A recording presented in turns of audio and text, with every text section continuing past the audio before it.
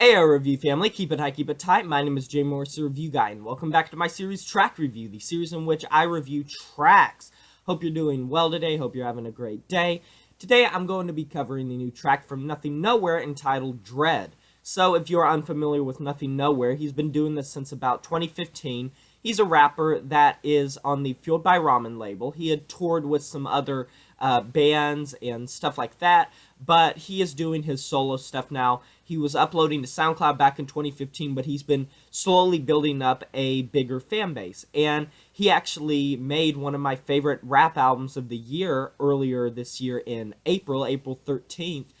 He dropped the album Ruiner, and I was super big into that album. If you don't know, people that followed my channel for a while, my old intro used to actually be from the song Ruiner by Nothing Nowhere from that album. So I was really excited to hear this new track, and I was surprised to see that he was dropping more because he dropped a big album earlier than this year, and I know he was going on tour in, I believe, like October, so I didn't really expect to hear that much more from him, and that was fine because since I reviewed Ruiner and since I first heard it, I've listened to it multiple other times, and I think it's a great album.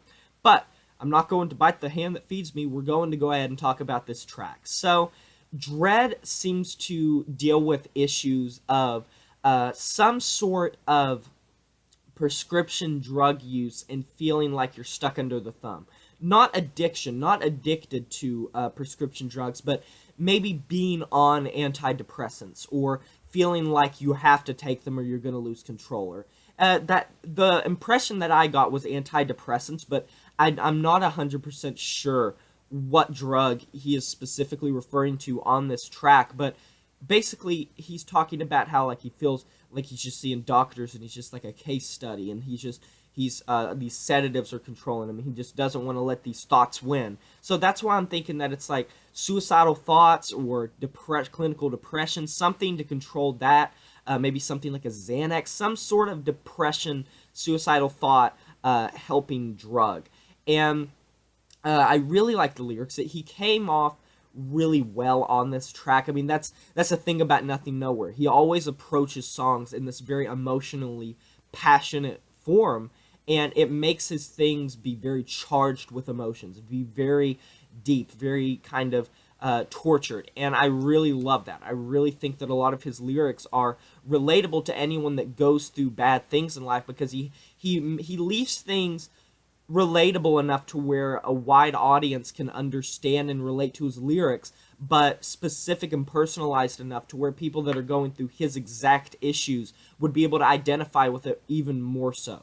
So this track sounds a lot like Better off, no, not Better, was it Better? It was the track from Ruiner, where it was like, was it all really better then, and was it just all in my head? Was it like Rejector? Am I thinking of Rejector?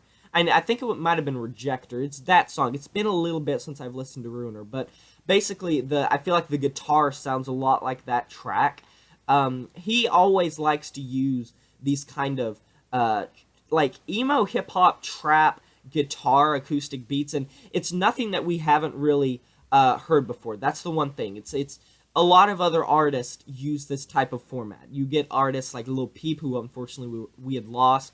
I mean, bands and artists like this who are trying to bring up this emo revival with these types of instrumentals, but I feel like Nothing Nowhere goes at it from a different point of view, because while a lot of these artists feel the need to either go super low-key and just like basically mutter, whisper, sing, or scream at the top of their lungs, Nothing Nowhere finds a nice middle ground between the two and manages to go, he can go high, low, and this just isn't for just this track, it's in general.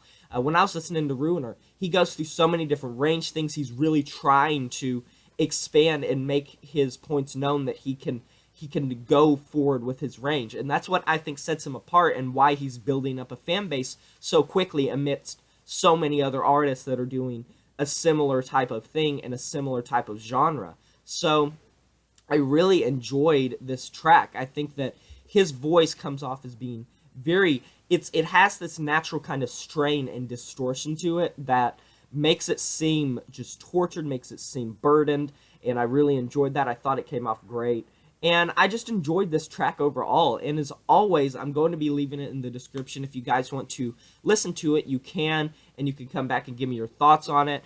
Please do. And like, comment, subscribe. I will shout your channel out. I will see you guys next time. But until then, my name is Jay Morris, the Review Guy. And I'm signing off saying farewell.